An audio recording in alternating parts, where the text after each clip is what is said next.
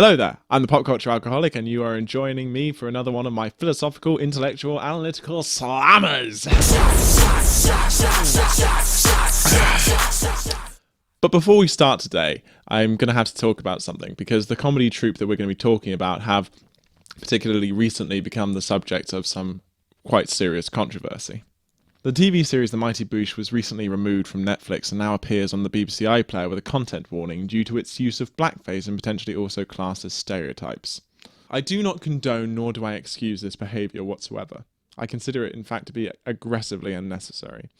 But that does not mean that I hate every single aspect of this show, nor does it mean that I think that the creators of the show were incapable of providing good content. Because I think to deny those things would be to deny truly critical analysis, and it would be placing a blanket label over an entire project where it doesn't always necessarily belong. To deny that Noel Fielding and Julian Barratt were funny comedians would be to deny that bad people can do good things, and furthermore, good people can do bad things.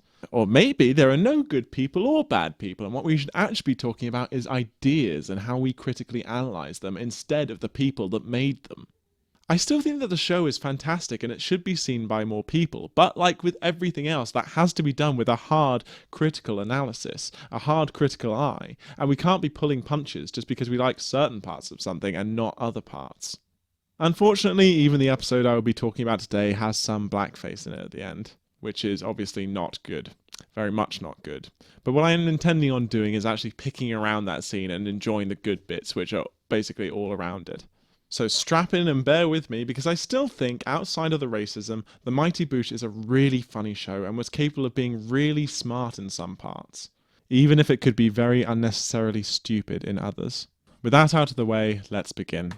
Hey there, chaps! Do you like TV? Do you like drugs? Then do I have the show for you!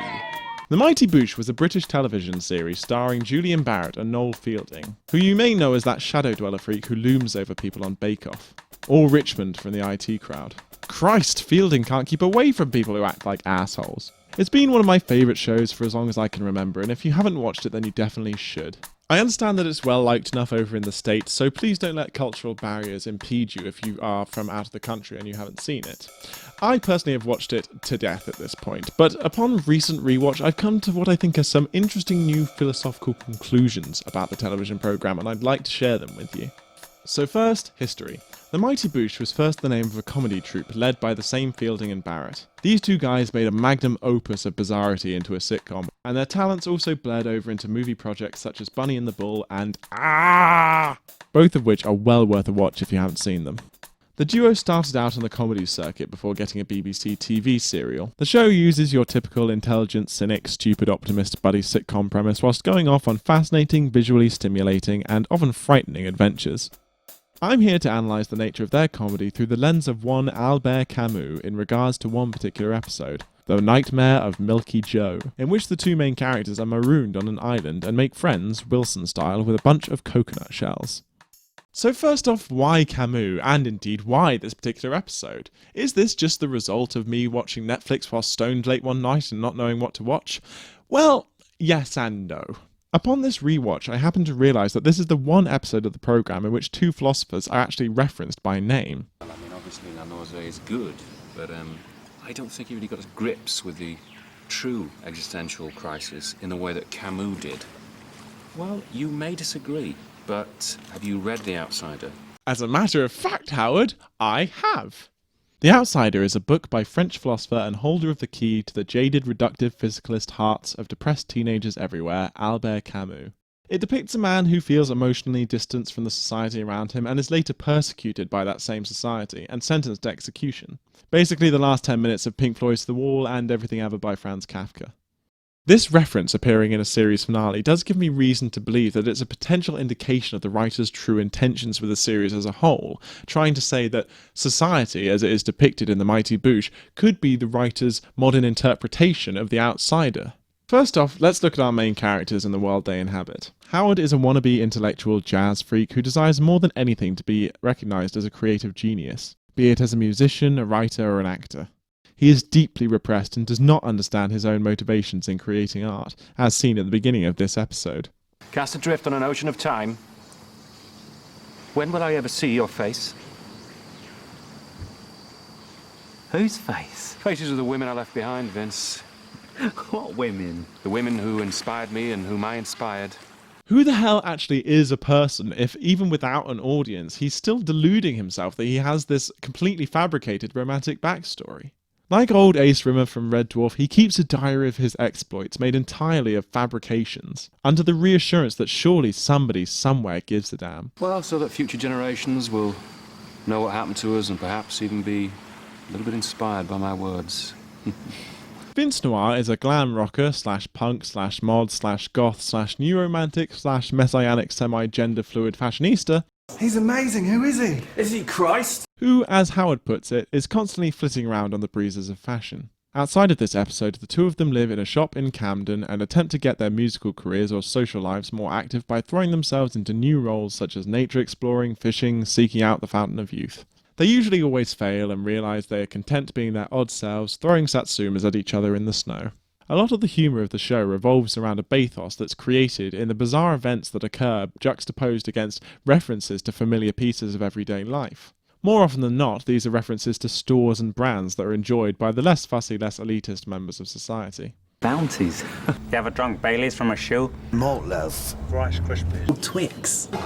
Lucas Aid. Golden Grahams. Topshop. Pret a Mange and Prestick Boots. Chopper chop lolly. Spaghetti Oops. Barocca. Kit Kat. Vimto. Head and shoulders. Pickled onion monster munch. Rivita. Overall hula hoops. I don't think Lady Fame would shop at Tesco's. She'd shop at Marks, if anything. However, Vince and Howard fear class retribution as manifest in their regular appearances of the stabby Cockney character the Hitcher, and other threatening characters from society's underbelly.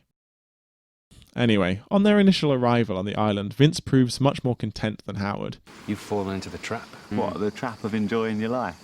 He happily creates despite a lack of audience. I'm thinking of selling them to pandas. They could go clubbing, then if they get hungry, they double up as a snack. Why are you wasting your time making clothes that no one's ever going to see? Well, at least I'm not whinging on about all the women's faces I'm never going to see again. He builds himself a tranquil, isolated paradise. Howard instead prioritises society and makes himself a friend, an intellectual coconut named Milky Joe. He's French. Why is he dressed in that stripy tea towel? He's French. And what does Howard bring with him as soon as he creates society? Elitism, a sense of societal role, an idea of his superiority reinforced by the company he keeps. Can I join in? The thing is, Vince, you and I, we move in different circles now. It's an elite club, you know. We talk about issues, heavyweight concepts, jazz. Sorry, had a little chat and it's a no. You wankers. Vince's tranquility is destroyed, but how does one combat the superiority of intellectualism? With sex. The superiority of the sexually active man. And this is where things begin to go completely off the rails. Both characters immediately lose all sense of themselves, becoming fixated on how they are interpreted by the outside world, keeping secrets from each other and their coconuts. As the society grows, Vince becomes more and more caught up in indulgence and partying, lost in a total fantasy of togetherness, which is also portrayed as the alternative to a life of duty in Albert Camus' The Plague. And Howard, taking another page out of Arnold Rimmer's book, uses his opportunity at a perfect fantasy to oppress himself anew by imagining himself an abusive spouse. What's wrong with your eye? Nothing. I fell over. His cynical nature can't help but imagine a life of isolation from popular society.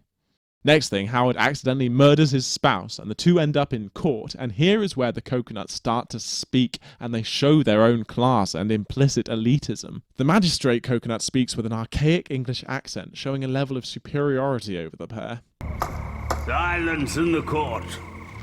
Howard Moon and Vince Noir, you are hereby charged with the murder of Precious Lilywhite. They are demonized by him yet further when Milky Joe, the original symbol of intellectual superiority, takes the stand. He was a violent man. You could see it in his eyes. If you ask me, they both did it. And their final downfall, of course, comes at the persecution, the sentencing from the intellectual society they created. And who should be their executioner but the Hitcher, the very symbol of the lower classes the main characters fear on a regular basis. The characters return to their original status and are crushed beneath the society that their own humanity forced them to create. There, analysis done. The Mighty Boosh is a treatise on the meaninglessness of elitist class divides and the crushing pressure of social identity. I have proved it to be so, and in proving so I have also proved my own fragile ego in having to make a big intellectual point out of the fact that I've read a book that almost everybody on the planet has read. So, a lot of interesting questions have been raised here today.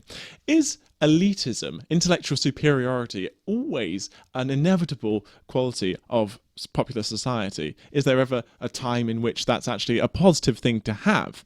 Is it the case that there is no longer any room for the mavericks and oddballs, and they'll inevitably be crushed under the need to conform and move with the status quo?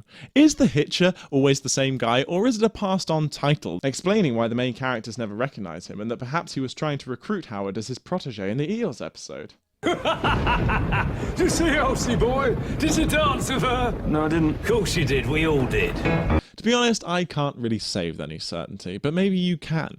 Please do send me some answers in the comments. And if you enjoyed this video, please do like or subscribe. I'm the Pop Culture Alcoholic. Thank you very much for joining me for another one of my philosophical slammers, and I will see you again at the next one. Bye.